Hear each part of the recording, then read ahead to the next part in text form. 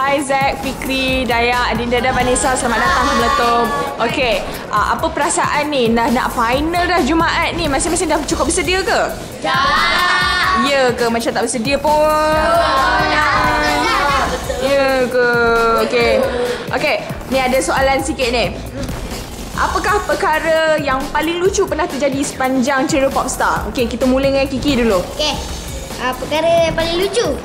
Kenapa Abang Johan ni kejap bingung nak buat lawak. Macam tak sah kalau dia tak buat lawak. Okey, apa yang lucu untuk untuk Dayang sepanjang cerita Popstar? Okey, bagi Dayang yang paling lucu masa Abang Zizan dan Abang Johan buat dub smash. Sakitnya tu di sini. Itu benda paling lucu.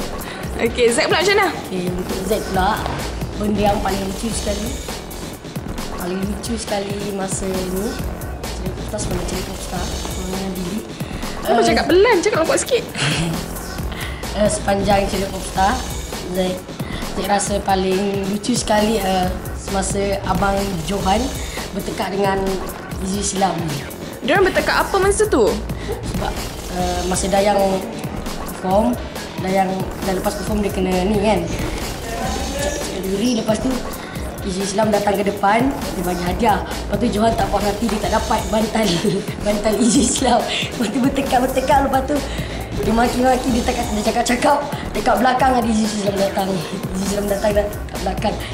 Itu paling lawak sekali. Adinda, apa yang lucu?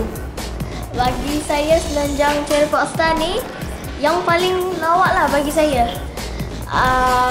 Masa saya perform, Abang Johan dan Abang Zizan datang, saya tolak dia.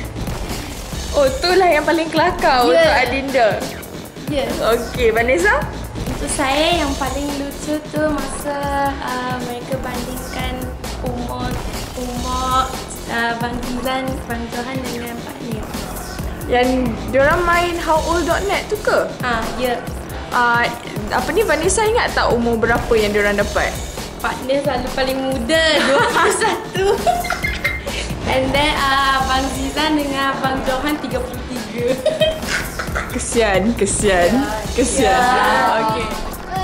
Jangan lupa saksikan Konsert Kemuncan Ceria Popstar Jumaat ni 9 malam hanya di Astro Ceria dan Astro Maya HD. Bye-bye. Kita aja. Langsung. Jangan lupa undi.